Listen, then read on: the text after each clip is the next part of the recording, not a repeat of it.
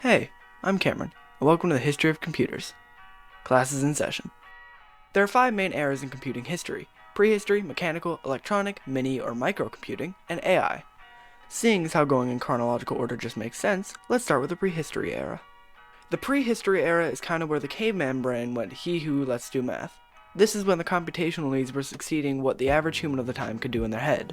One of the first tools used for math is the abacus. The abacus is estimated to have first been used around 2700 BC, making this tool pre-Jesus levels of old. Nobody's quite sure who to credit for its creation, but many say it originates from Mesopotamia. The abacus is used to count up numbers through simple addition, subtraction, and multiplication through a series of small beads on rods, each rod representing a different multiple.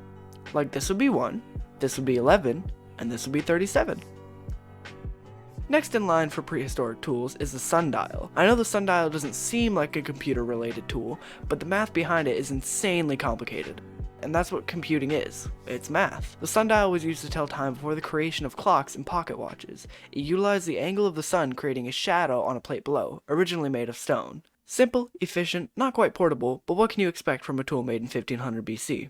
Using these tools can make math easier, but there are many equations and problems that have already been solved. This is where pre-computed tables come into play. A pre-computed table, also known as a rainbow table or lookup table, is a table filled with pre-calculated problems to make mathematical equations easier to do by hand. One of the first lookup tables was created in 493 AD as a multiplication table. Many people today still use similar tables. If you remember when you began learning your times tables, you might remember having, well, a times table, a pre-computed table full of pre-calculated multiples.